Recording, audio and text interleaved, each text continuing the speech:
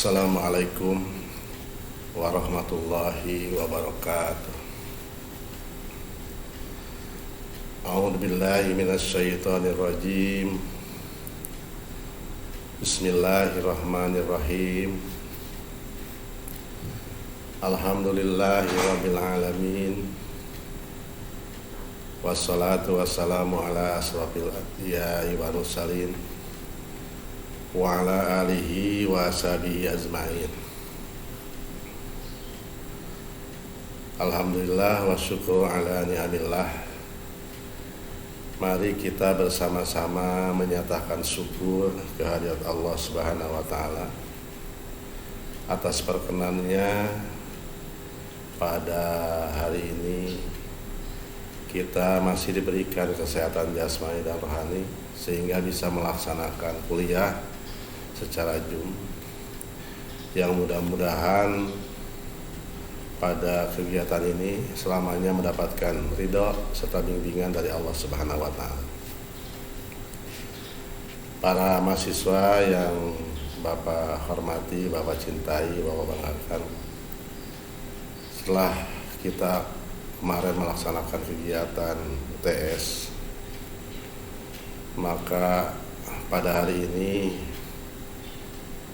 untuk menjelang nanti UAS, Bapak akan menyampaikan materi tentang target untuk kita selaku pribadi mahasiswa. Nanti dilanjutkan dengan sholat, dzikir, dan doa. Para mahasiswa yang saya hormati, target menurut Kamus Tata Bahasa Indonesia yang telah disempurnakan, artinya adalah sasaran atau batasan ketentuan yang telah ditetapkan untuk dicapai. Jadi ulangi, target adalah sasaran, batasan ketentuan yang telah ditetapkan untuk dicapai. Kita mempunyai target selaku mahasiswa dalam melaksanakan kegiatan studi ini. Contoh target untuk mahasiswa. Mahasiswa mempunyai target supaya nilainya nanti baik.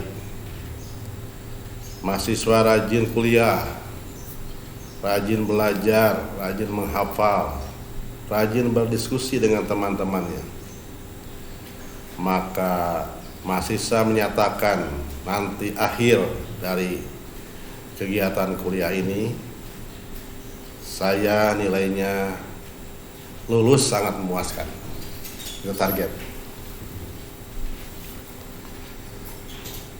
Ada 5 prinsip tentang target yang perlu kita pelajari dan manai supaya kita kuliah ini berhasil. Prinsip membuat target hidup yang efektif. Ingat bahwa prinsip itu adalah hal-hal mendasar yang tidak bisa diganti dengan yang lain. Itu prinsipnya. Ulangi, prinsip adalah hal-hal mendasar yang tidak bisa diganti dengan yang lain. Kemudian efektif, suatu usaha untuk mendapatkan tujuan sesuai dengan waktu yang ditentukan. Maka pada mari target ini kembalikan pada diri mahasiswa masing-masing.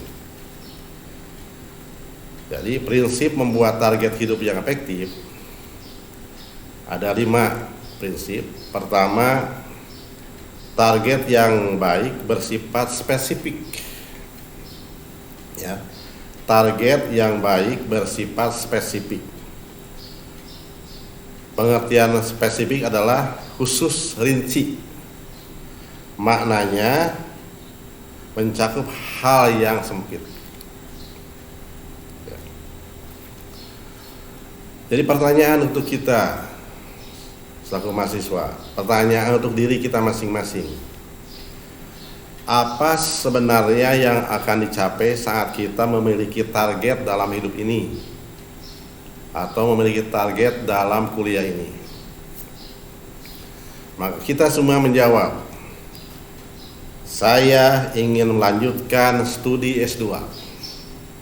Targetnya setelah lulus S1, saya ingin melanjutkan studi S2. Target ini sebenarnya belumlah spesifik. Kita dapat menambahkannya dengan saya ingin melanjutkan studi S2 bidang manajemen, tambah bidang manajemen. Target seperti ini bersifat lebih spesifik, sehingga dalam mengerjakannya pun dapat menjadi lebih semangat. Tuh, target yang pertama. Kemudian dari target yang kedua, target yang baik itu terukur. Ya. Yang kedua, target yang baik itu terukur. Mencoba untuk membuat suatu target yang kualitatif menjadi kuantitatif. Apabila kita memiliki target seperti ini, ya, saya akan rajin membaca buku pengembangan diri. Target ini sudah spesifik. Jadi target ini sudah spesifik. Karena menjelaskan buku seperti apa yang kita baca ini. Namun target ini tidak terukur. Sudah spesifik tapi tidak terukur. Karena masih berbentuk kata sifat rajin. Untuk membuat lebih terukur, target dapat diubah menjadi saya akan membaca 3 buku pengembangan diri setiap pekan. Nah, target yang terukur membuat kita untuk mengetahui perkembangan progres capaian kita. Apa progres? Progres adalah perubahan. Tidak ada perubahan, ya.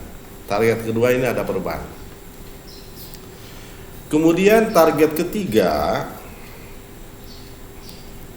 target yang baik itu menginspirasi. Ya, target ketiga, target yang baik itu menginspirasi. Apa? Menginspirasi, mengilhami. Maksudnya adalah membuat sebuah target yang menjadikan kita semangat dan antusias karena yakin pencapaiannya secara realistis. Yakin pencapaiannya secara realistis. Para mahasiswa yang Bapak banggakan, bayangkan misalkan dalam ujian terakhir kita mahasiswa, bayangkan misalkan dalam ujian terakhir mata kuliah yang Anda pelajari, Anda mendapatkan nilai di bawah standar, yakni 40. Karena Anda sedang bersemangat, di ujian berikutnya Anda memiliki target untuk mendapatkan nilai 100. Gitu ya. Lompatan yang jauh seperti ini seringkali menimbulkan resiko yang tinggi. Kenapa? Menimbulkan resiko yang tinggi dalam pencapaiannya. Mengapa? Apabila target tidak tercapai akan mengakibatkan kita akan menyimpulkan bahwa itu sia-sia. Terlalu drastis kan, dari 40 mencapai 100. Bagaimana kita memupuk step by step untuk mencapai 100 itu? Selain rajin menghafal, rajin berkuliah, rajin berdiskusi, ucapkan dengan target ini.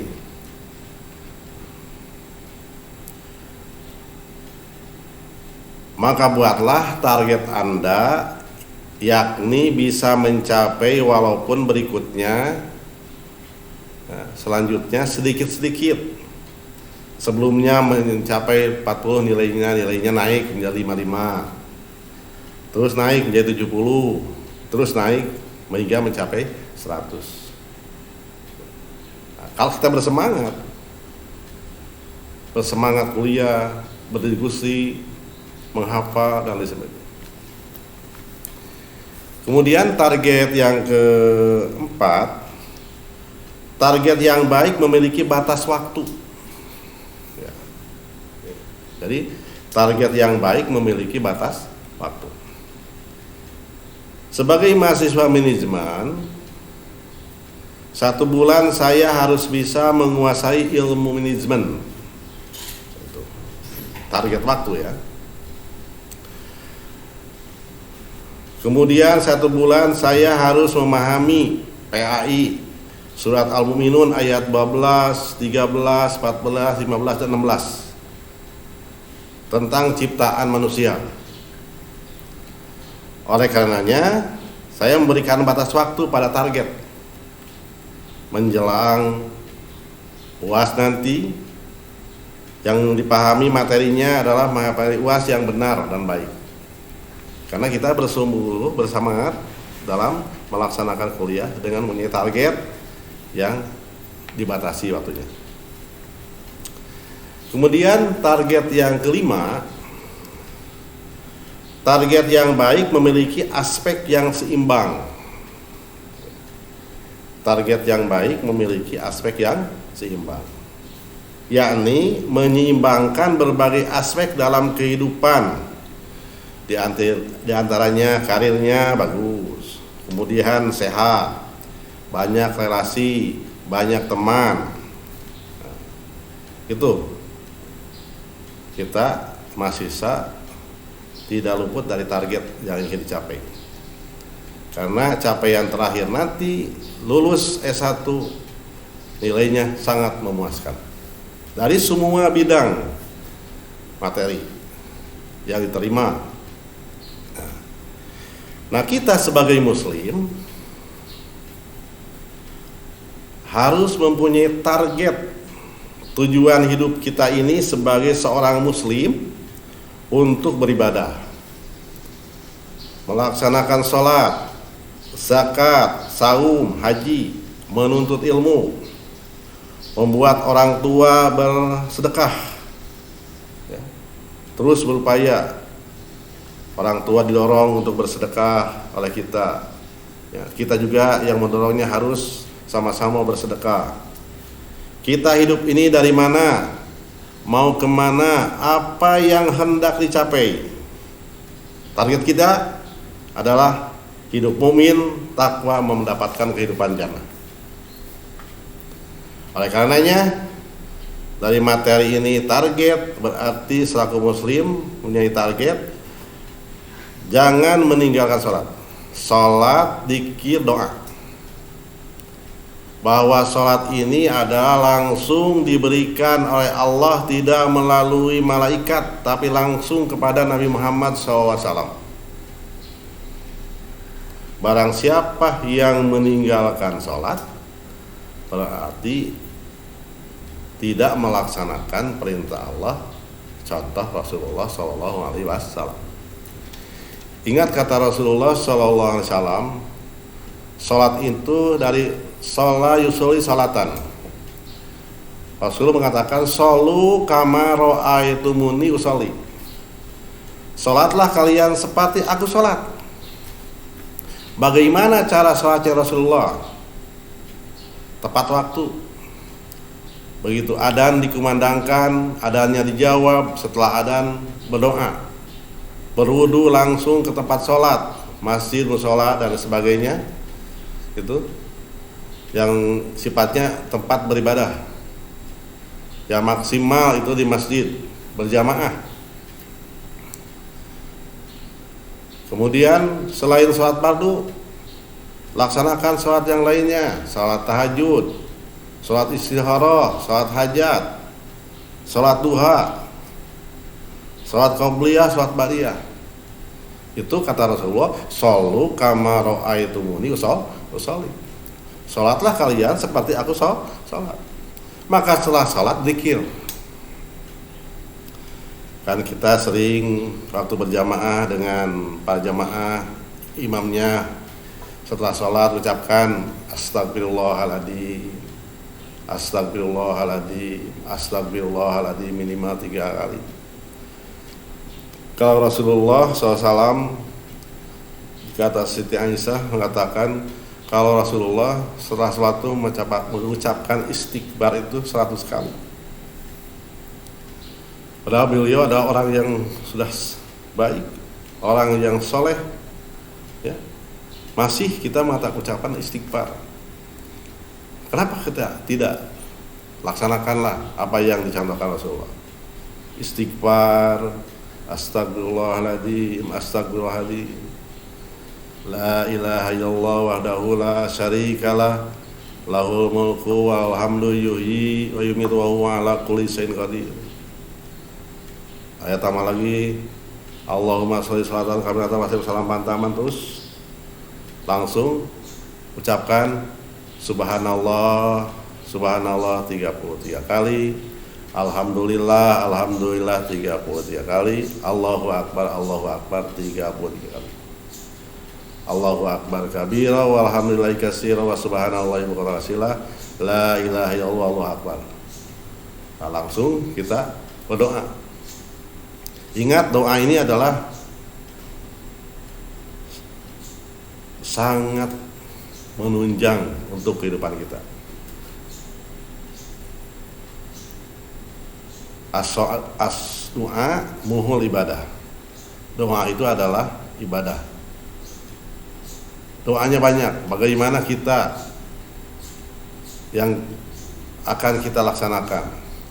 Kita berdoa ingin dilancarkan segala kegiatan di waktu kuliah, ingin dimudahkan rezekinya, ingin diselamatkan, ingin disehatkan, ingin selesai selama 4 tahun ini mendapatkan gelar S1.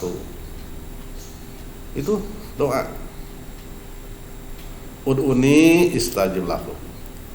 Berdoalah kalian, maka Allah akan mengabulkannya. Maka ada yang mengatakan, para ulama, berdoa jam 3 malam, kemudian laksanakan sholat tahajud, berdoa, Allah akan mengabulkan segala doa kalian. Kalau tidak dikabulkan, kembali kepada diri kita masing-masing, evaluasi kita masing-masing. Hasibu anfusakum qabla an tuhasabu. Hisab diri dulu sebelum Allah menghisab nanti. Apa banyak kesalahan kita? Di mana tempat kesalahan kita? Dievaluasi. Ibarat kita mau minum, si tempat airnya itu masih ditutup, ya. Kalau tutupnya dibuka, nah, maka ini akan bisa diminum. Kita juga berdoa, buka diri kita. Banyak kesalahan nggak pada diri kita ini? Pasti ada.